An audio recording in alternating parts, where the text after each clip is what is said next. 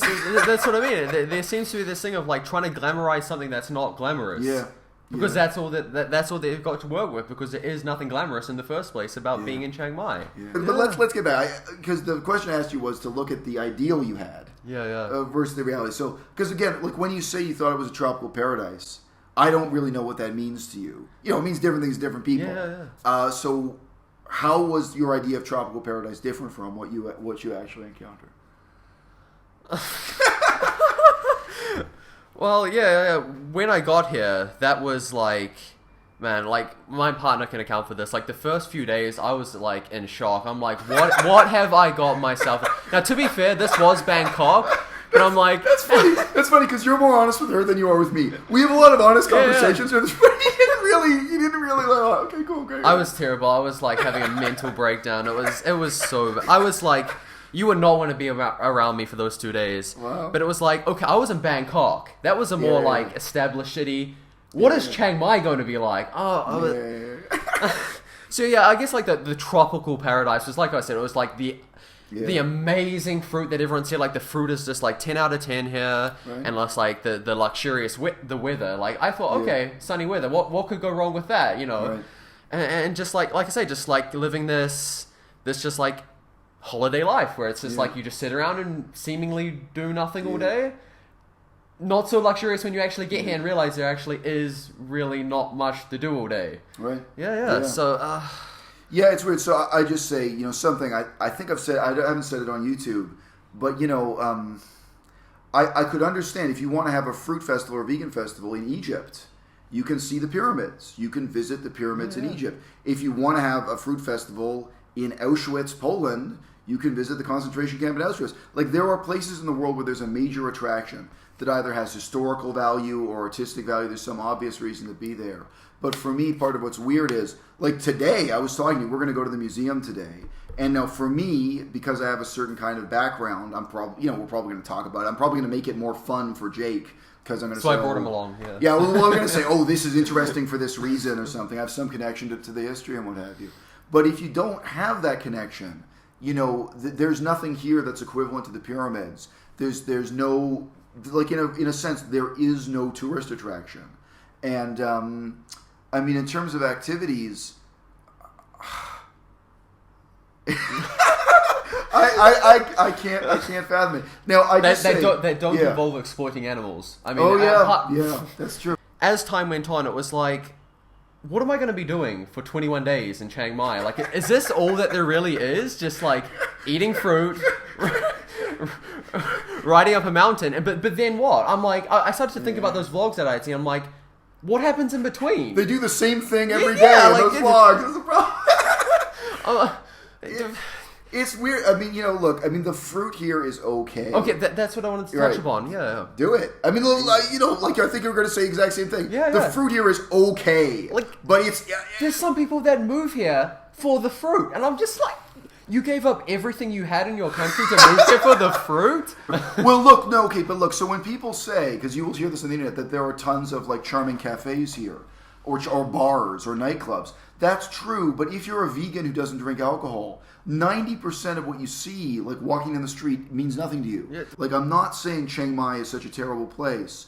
I'm just saying I have lived in and visited other cities in Asia, but also even within Thailand, that I think would be so much better for a vacation, for living long term, whether you're a business person or what have you. And I know better places for riding a bicycle because I've done the long distance cycling. Anyway, so look, we took your story up to the difference between the ideal and the shock. So what came after the shock? Like, because I mean, you're onto a new phase now. You're no longer shocked. Like most of the you've walked most of the city now. Yeah, you've seen. I mean, that's what I've been doing, honestly, for the most part. Just walking around. Yeah, sure. And it's kind of a third world shithole. No, I mean, If I'm going to be honest and not try paint this picture like it's something that it isn't, then not to put words in your mouth. But yeah. I think a lot of people are quite afraid to actually say it for what it is. Yeah. And that's what I wasn't expecting, because I had never seen that aspect of Chiang Mai on like videos. People had painted this picture where it's like this luxurious paradise that you come to have a carefree holiday. And it was like, you walk around and it's like, all I want to do is go back home, honestly. Yeah. Because I had intended to stay here for 21 days with my partner for like the entire duration of the festival. But we're going to actually be traveling out of Chiang Mai to places like Chiang Rai, and then we're actually going to be heading to Singapore because they're really... Oh, okay. I didn't know that. Okay. Yeah. But like this was just like recently organized. Just to see Singapore instead of... Well, it was like, what am I going to be doing here for 21 days? Yeah. And I just say, so I have a background as a scholar of Buddhism, but when people ask me for advice on what to see here, I do say to them honestly, like, if you're not a specialist, if you've been to 3 different Buddhist temples, they all start to look the same. Like, for a normal person, if you don't have a highly specialized interest like I had, because I was a scholar in that field, I can't recommend you spend your time, like, going to visit every Buddhist temple. And, if you're not a geologist, I think all the mountains look the same. Like, you can see a mountain, and you can go back the next day and see it again. But, that's... I have trouble giving people positive advice about that. Like, I was talking to my partner. It's like if I hadn't met Isel here, I'm the main tourist attraction for him. No, but seriously, I know. It's funny because I actually got asked a question. Like, how's your trip going in Thailand? And have you had any authentic vegan food, like Thai vegan food? Yeah, right. And it was like, I mean, I've been to I haven't been to many places, but like the only authentic Thai vegan food was when you took me to a place that seemingly no one else goes. Right. Yeah. Because it's a place that's not for foreigners. Yeah, that's what I mean. It's like yesterday I was walking home with my partner Nadine after the karaoke night that I actually met up with Isel and a bunch of other vegans. Yeah. So no kidding, 5 seconds later after I mentioned rats, 3 rats like pop out from like the sewers, like through these little holes, and like as you walk down the partial sidewalk that's actually there. See, that's what the holes are for. Yeah. They make special holes in the sidewalk that are big enough for rats and cockroaches to breathe down below and come back up. It's basically like a rat habitat project. It's perfect. Yes, do go on. No, like I said... Increasing the biodiversity of this beautiful city. The holes in the concrete. Something I'll actually comment on later. But yeah, as I was saying, no kidding, like 5 seconds later, we walk past and these 3 rats pop out. And Nadine just like jumps and screams. She's actually sitting in the back now listening to this, and she's like curling up in the corner just thinking about this.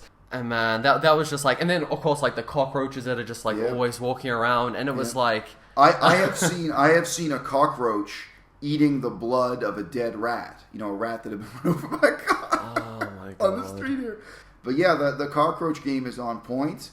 The rat game is on point, and I mean, all we ever hear on the internet is that this place is paradise. You hear these things from him, you're like, really? And then a few days later, you're like, oh, well, he was right. Oh, my God. But whether you're walking... I mean, if you're on a bicycle, the scenery moves more quickly. Mm-hmm. And I guess it doesn't feel as hot. You get a bit more of a breeze.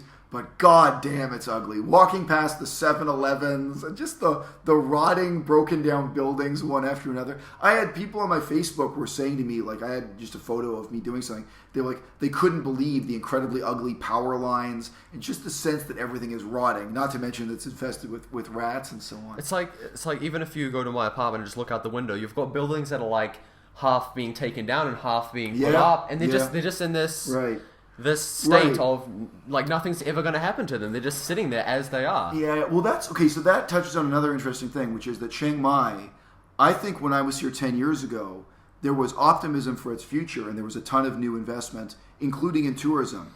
And now when I walk the city, so you're empty buildings. I see empty buildings of every kind. Yeah. Like I see empty office buildings, empty houses, some abandoned like halfway through construction, but some complete and the business out of business and it's gone. But especially in tourism, like obviously tourism hit a peak at some point in the past and then declined. But you know, nightclubs, hotels, tourist-oriented buildings, and tourist-oriented restaurants, there are tons of them that are abandoned, even in the wealthiest parts of the city, the most desirable. And in the downtown core is really kind of rotting and imploding. You know. But look, sorry, I don't want to seem like I'm beating you up, Jake. No. I mean, so many of these things. This is the sad reality of when you're here. There seems to be this thing of like trying to glamorize something that's not glamorous. Yeah. Because that's all that's all they've got to work with. Because there is nothing glamorous in the first place about being in Chiang Mai. Yeah. And it's sad that so many people aren't willing to talk about what they really see, or if they even really see it. If it's just right.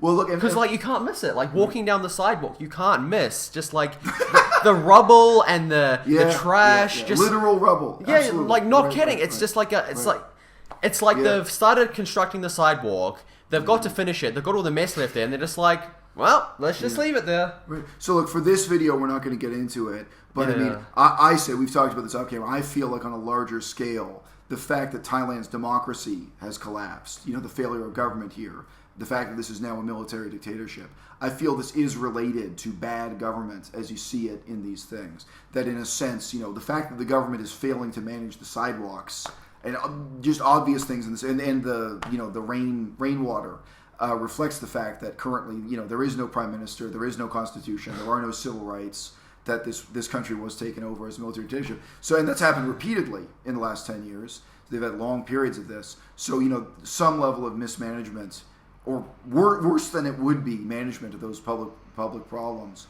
is perhaps inevitable. Yeah, it's interesting because I remember watching one of your videos and you were really upset by the fact that no one is willing to talk about this. No one seems like they care. Right. And I remember kind of sympathizing with you and being like, oh yeah, I kind of understand where he's like. But when you actually get here and you witness just how bad it is, and you see all these people just walking around, just not talking about it, it's like, how can you not even admit it to yourself, like that this isn't the place that you're portraying it to be? It's sad. It really is. To wrap it up, it partly is the Instagram effect. Of just taking the moments of your life that are the most beautiful or what have you. But I think there are many other kinds of self-deception going on. And ultimately, I mean, I think the cost is a loss of potential. I just want to say, some people misrepresent what I say about the vegans in Chiang Mai as if I think you're all idiots. I don't. I think you could be doing something better with your time. I think you have the potential to do something better, even within Thailand or even within Chiang Mai. That's why I talk about social engagement, why I think you should be concerned about the government, about politics, about these problems. If I thought you were complete idiots, I wouldn't care. I'd say, well, and look, think about how if you guys are watching this, the young people who think you're hip and cool here in Chiang Mai, how do you guys feel about the retired guys who are over 70 years old who sit here? You don't look to them to save the world. You don't look to them to make the world a better place. Think, well, he's 75 years old. He's just retired and drinks beer in a bar somewhere. Well, I can't look at you that way. I really am looking at you. I'm looking at members of my own generation and Jake's generation. Jake is a few years younger than me, obviously.